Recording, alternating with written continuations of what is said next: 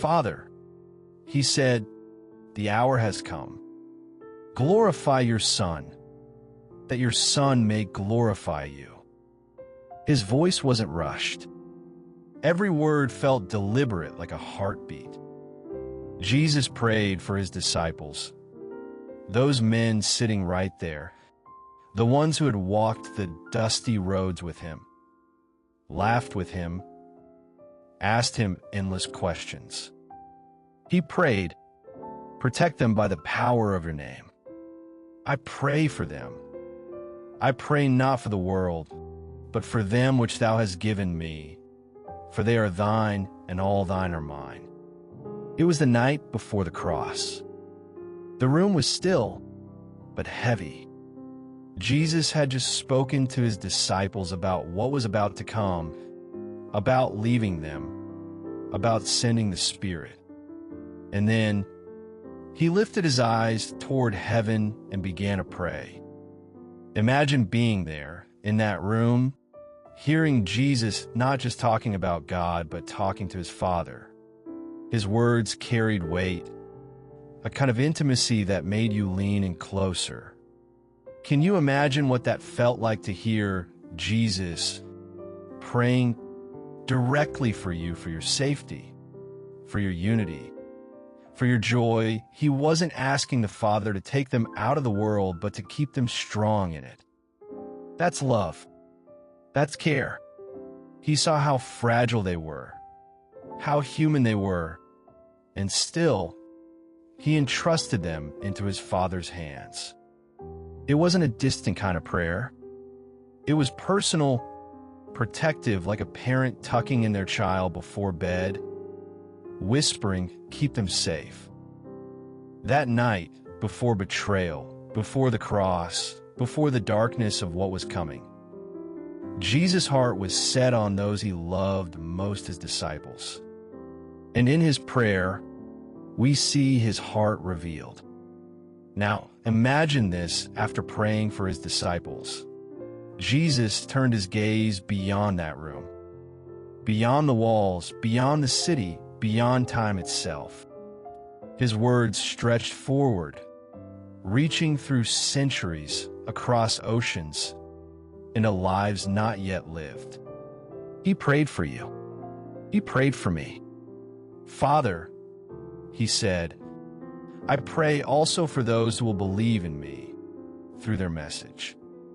He wasn't just thinking of Peter, John, James. He was thinking of every person who would one day hear their testimony, their stories, their letters, and believe.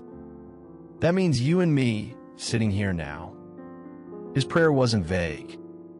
It was specific that we would be one, that the world would look at us and see something undeniable, the reflection of his love.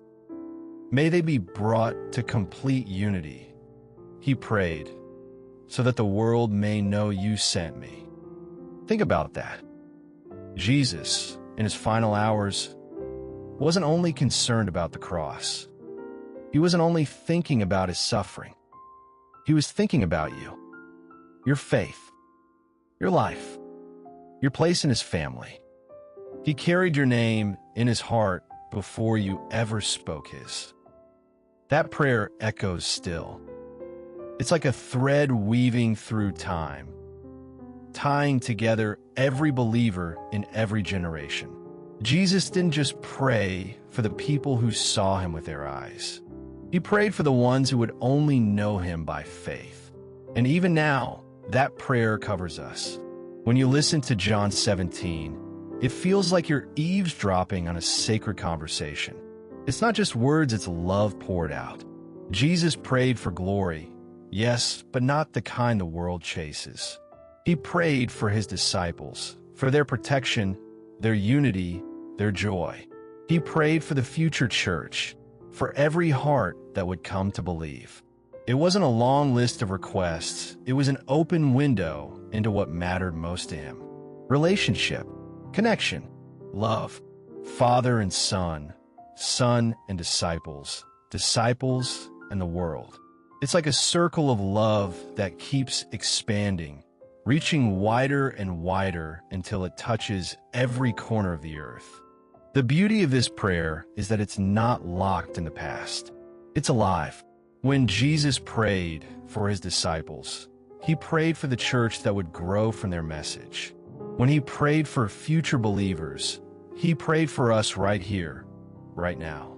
And when he prayed for unity, he prayed for a love so strong, so undeniable, that the world couldn't help but notice. John 17 isn't just a chapter to read. It's a reminder you are known, you are loved, and you are included in Jesus' prayer. Even in his final hours, you were on his mind. That's the kind of love that changes everything. The room was quiet that night, but you could feel the weight of what was about to happen.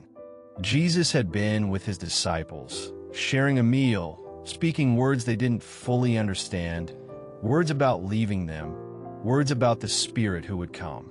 And then, with all of them sitting close, he lifted his eyes to heaven and began to pray. His voice carried a depth they had never heard before.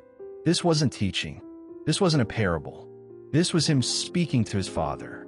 Holy Father, he said, keep those you have given me, that they may be one as we are one. Can you imagine what it must have felt like sitting there and hearing those words spoken over you? Jesus wasn't just asking for their safety, he was asking for their unity.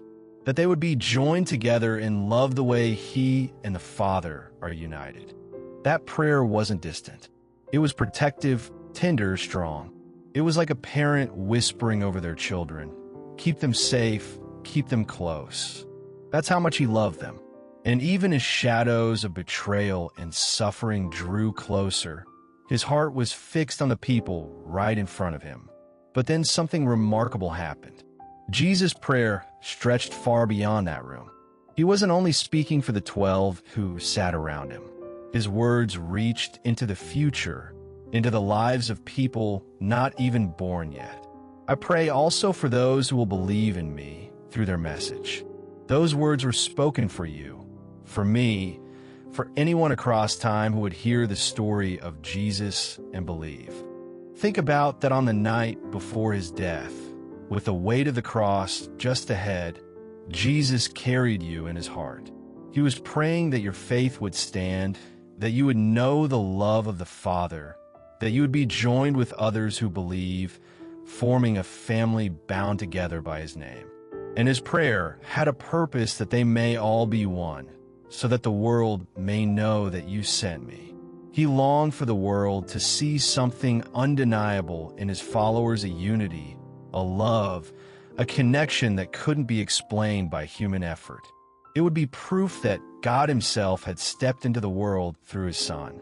Even now, his words echo through time, calling us to live in that oneness. Listening to this prayer is like stepping into the most intimate conversation ever spoken. It's not lofty or distant, it's full of love. Love between the Father and the Son. Love for the disciples who were trembling with uncertainty. Love for generations yet to come. Jesus wasn't praying for wealth or power or comfort. He was praying that his people would be held, protected, filled with joy, united in love, and carried into the life of God himself. That prayer hasn't faded. It's not locked away in history. It's alive, still covering us today. When you wonder if you're seen, remember Jesus prayed for you before you ever knew him. When you feel alone, remember he prayed that you would be joined to others in love. And when you question your worth, remember he thought of you in his final hours. His heart was, and still is, set on you. In his last moments of freedom before the cross, he could have asked for so many things. But what he chose to ask was that his people would be one. That love would hold us together. That his life would be seen in us. That's the kind of prayer that changes everything. The disciples sat in the room, listening closely. The atmosphere was hushed as Jesus lifted his voice to his Father.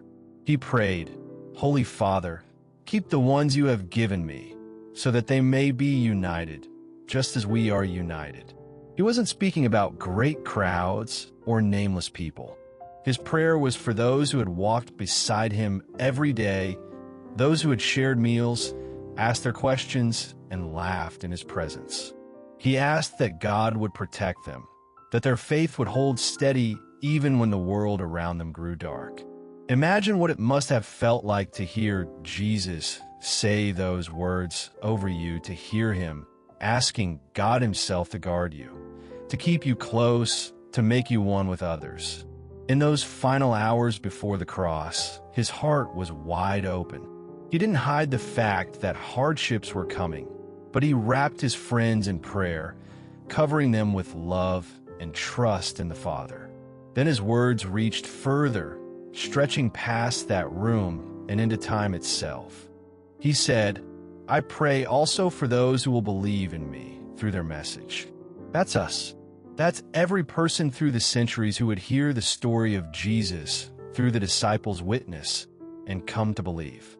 In that moment, Jesus was praying for you, for me, for everyone who would one day call him Lord.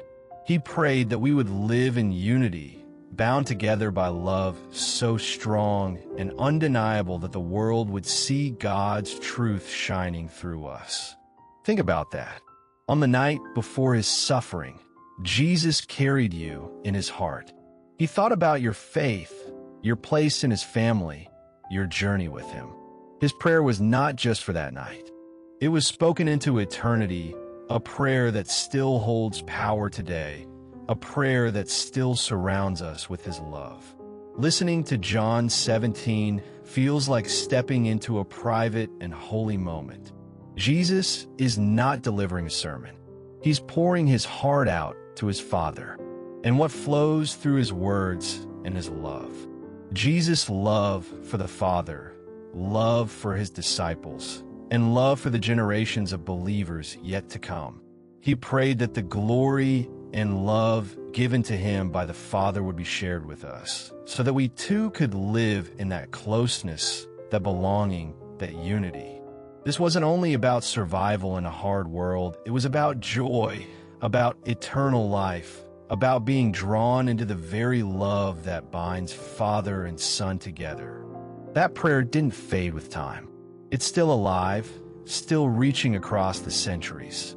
Even now, it reminds us that we are seen, we are loved, and we are meant to live in unity that reflects the heart of Jesus. His words that night weren't just for them. They are for us, here and now.